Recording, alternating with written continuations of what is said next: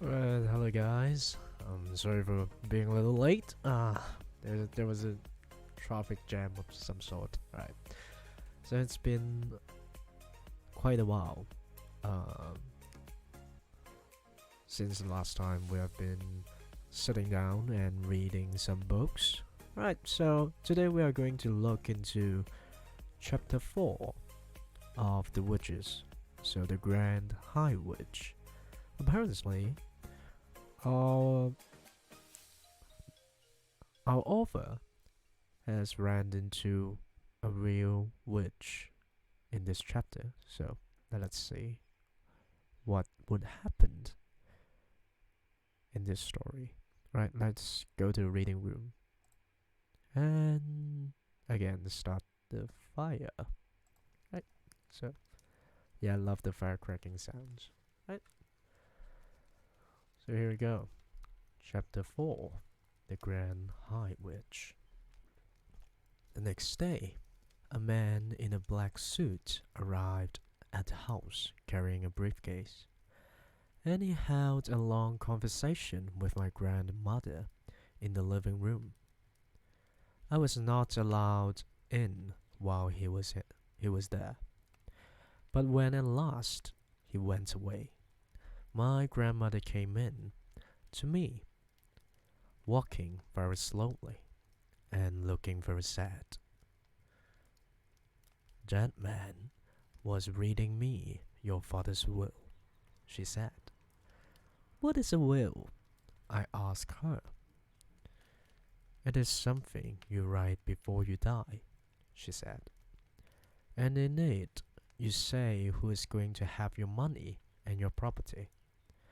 But most important of all, it says who is going to look after your child if both the mother and father are dead."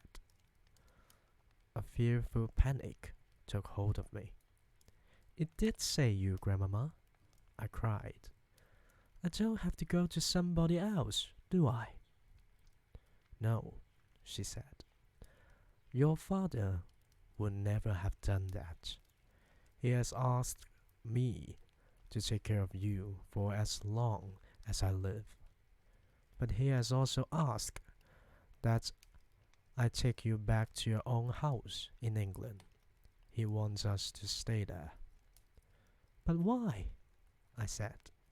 "Why can't we stay here in Norway? You would hate to live anywhere else. You told me you would." "I know," she said. "But there are lots of complications with money and with the house that you wouldn't understand.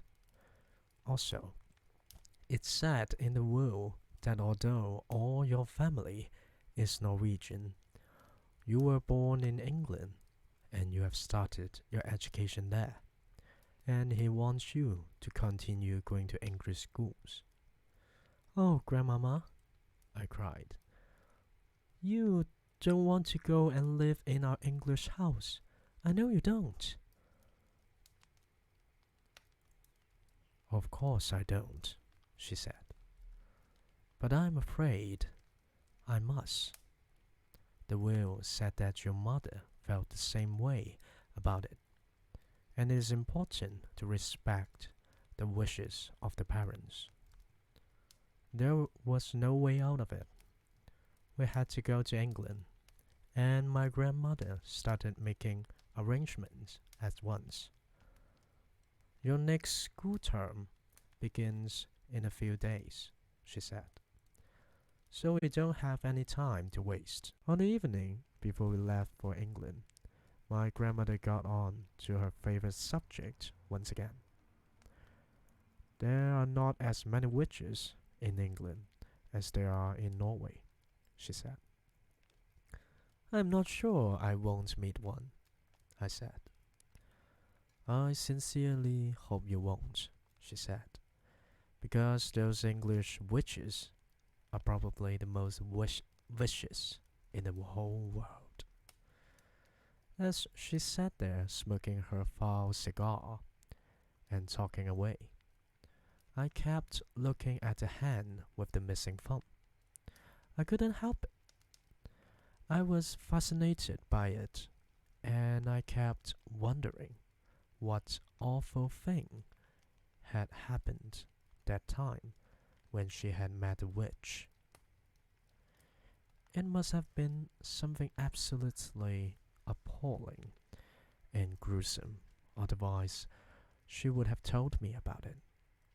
Maybe the thumb had been twisted off, or perhaps she had been forced to jam her thumb down the spout of a boiling kettle until it was steamed away.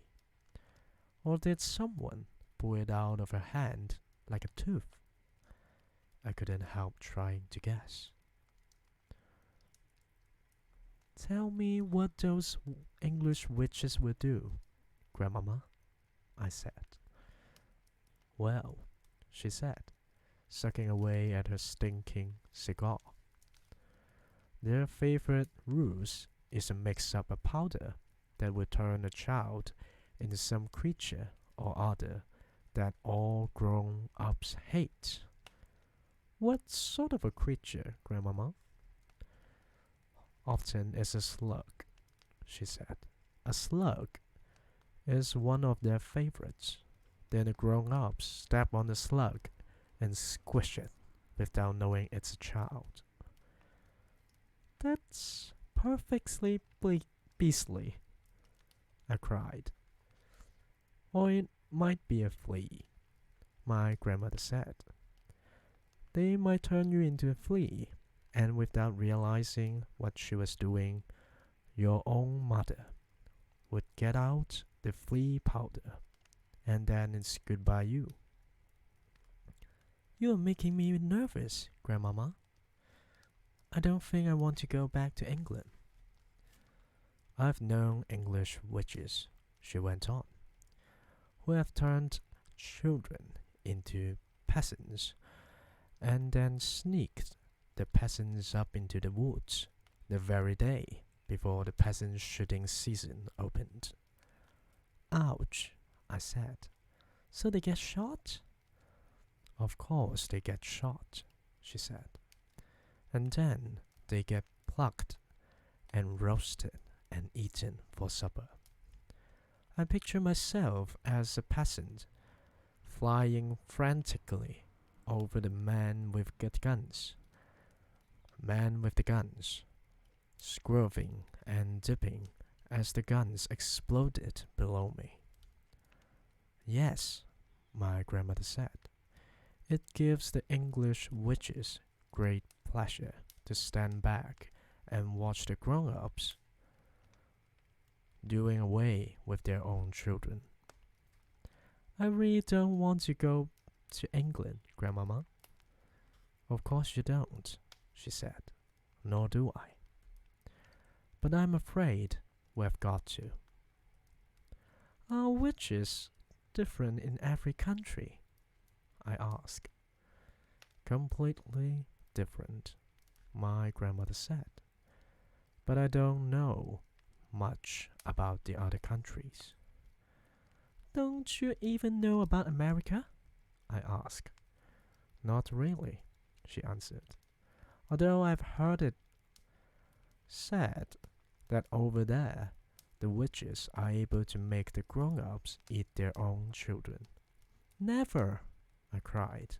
Oh no, Grandmama, that couldn't be true. I don't know whether it's true or not, she said. It's only a rumor I've heard. But how could they possibly make them eat their own children? I asked. By turning them into hot dogs, she said. That wouldn't be too difficult for a clever witch. Does every single country in the world have its witches? I asked. Wherever you find people, you find witches, my grandmother said. There's a secret society of witches in every country. And do they all know one another, Grandmama? They do not, she said. A witch only knows the witches in her own country. She is strictly forbidden to communicate with any foreign witches. But an English witch, for example, will know all the other witches in England. They are all friends. They ring each other up. They swap deadly recipes. Goodness knows what else they talk about. I hate to think. I sat on the floor, watching my grandmother. She put her cigar stub in the ashtray and folded her hands across her stomach. Once a year, she went on, the witches of each separate country hold their own secret meeting. They all get together in one place to receive a lecture from the Grand High Witch of all the world. From who? I cried. She is the ruler of them all, my grandmother said. She is all-powerful. She is without mercy. All other witches are petrified of her. They see her only once a year at their annual meeting. She goes there to whip up excitement and enthusiasm and to give orders. The Grand High Witch travels from country to country, attending these annual meetings.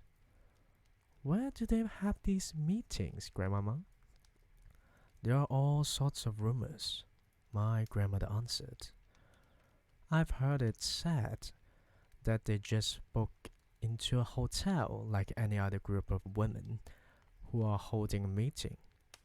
I've also heard it said that some very peculiar things go on in the hotels they stay in.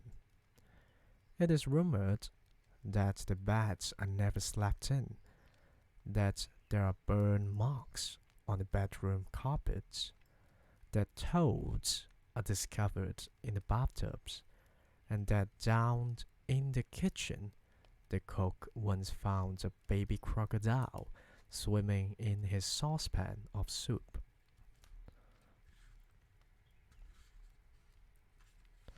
My grandmother picked up her cigar and took another puff, inhaling the foul smoke deeply into her lungs. Where does the Grand High Witch live when she's at home? I asked. Nobody knows, my grandmother said. If we knew that then she could be rooted out and destroyed. Witchophiles? Right. Witchophiles all over the world have spent their lives trying to discover the secret headquarters of the Grand High Witch. What is a witchophile, Grandmama? A person who studies witches and knows a lot about them, my grandmother said. Are you a witchophile, Grandmama? I'm a retired witchophile, she said. I'm too old to be active any longer. But when I was younger, I traveled all over the globe trying to track down the Grand High Witch. I never came even close to the succeeding. Is she rich? I asked. She's rolling, my grandmother said, simply rolling in money. Rumor has it that there's a machine in her headquarters which is exactly like the machine the government uses to print the bank notes you and I use. After all, bank notes are only bits of paper with special designs and pictures on them. Anyone can make them who has the right machine and the right paper. My guess is that the Grand High Witch makes all the money she wants and she dishes it out to witches everywhere. What about foreign money? I asked. Those machines can make Chinese money if you want them to, my grandmother said. It's only a question of pressing the right button. But, Grandmama, I said. If nobody has ever seen the Grand High Witch, how can you be so sure she exists? My grandmother gave me a long and very severe look. Nobody has ever seen the devil, she said, but we know he exists.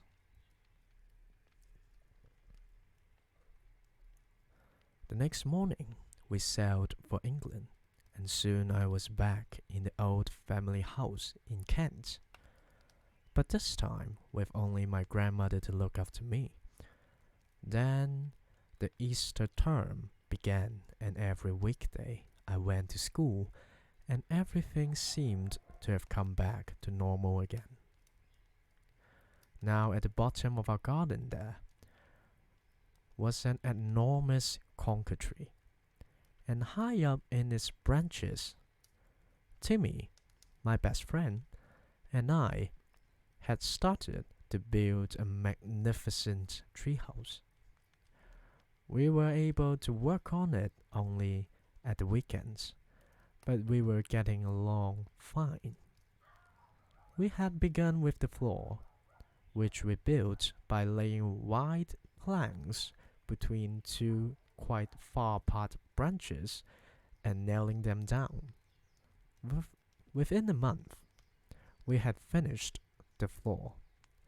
Then we constructed a wooden railing around the floor, and that left only the roof to be built. The roof was a difficult bit. One Saturday afternoon, when Timmy was in bed with flu, I decided to make a start on the roof all by myself. It was lovely being high up there in that conker tree, all alone with the pale young leaves coming out everywhere around me. It was like being in a big green cave, and the height made it extra exciting. My grandmother has told me that if I fell, I would break a leg, and every time I looked down, I got a tingle along my spine. I worked away, nailing the first plank on the roof. Then suddenly, out of the corner of my eye, I caught sight of a woman standing immediately below me. She was looking up at me and smiling in the most peculiar way.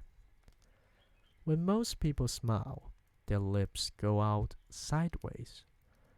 This woman's lips went upwards and downwards, showing all her front teeth and gums. The gums were like raw meat. It is always a shock to discover that you are being watched when you think you are alone. And what was this strange woman doing in our garden anyway? I noticed that she was wearing a small black hat, and she had black gloves on her hands, and the gloves came nearly up to her elbows. Gloves. She was wearing gloves. I froze all over. "I have a present for you," she said, still staring at me, still smiling, still showing her teeth and gums. I didn't answer. "Come down out of that tree, little boy," she said, "and I shall give you the most exciting present you have ever had." Her voice had a curious rasping quality. It made a sort of metallic sound, as though her throat was full of drawing pins. Without taking her eyes from my face, she very slowly put one of those gloved hands into her purse and drew out a green, small snake. She held it up for me to see. "It's tamed," she said. The snake began to coil itself around her forearm. It was brilliant green. "If you come down here, I shall give him to you," she said. "Oh, Grandmama," I thought, "come and help me." Then I panicked. I dropped the hammer and shot up that enormous tree like a monkey. I didn't stop until I was as high as I could possibly go, and there I stayed, quivering with fear. I couldn't see the woman now. There were layers and layers of leaves between her and me. I stayed up there for hours, and I kept very still. It began to grow dark.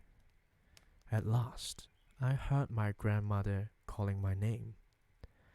"I'm up here," I shouted back. "Come down at once," she called out. "It's past your supper time." "Grandmama," I shouted, "has that woman gone?" "What woman?" my grandmother called back. "The woman in the black gloves." There was silence from below. It was the silence of somebody who was too stunned to speak. "Grandmama," I shouted again, "has she gone?" "Yes," my grandmother answered at last. "She's gone. I'm here, my darling. I'll look after you. You can come down now." I climbed down. I was trembling. My grandmother enfolded me in her arms. "I've seen a witch," I said. "Come inside," she said. "You'll be all right with me." She led me into the house and gave me a cup of hot cocoa. A cup of hot cocoa with lots of sugar in it. "Tell me everything," she said. I told her. By the time I'd finished, it was my grandmother who was trembling. Her face was ashy gray, and I saw her glance down at a hand of hers that didn't have a thumb. "You know what this means," she said. "It means that there's one of them in our district. From now on, I'm not letting you walk alone to school." "Do you think she could be after me, specially?" I asked. "No," she said. "I doubt that. One child is as good as any other to those creatures." It is hardly surprising that after that I became a very witch-conscious little boy. If I happened to be alone on the road and saw a woman approaching who was wearing gloves, I would quickly skip across to the other side. And as the weather remained pretty cold during the whole of that month, nearly everybody was wearing gloves. Curiously enough, though, I never saw the woman with the green snake again. That was my first witch, but it wasn't my last. Right, that's chapter 4, The Grand High Witch. So sorry for technical difficulties. I hope the audio quality is okay. So I will check the VOD after, and I will upload of course an edited version to YouTube. And anyway, thank you so much for tuning in, and I hope I can see you guys next week. And yeah, so we'll go to ending.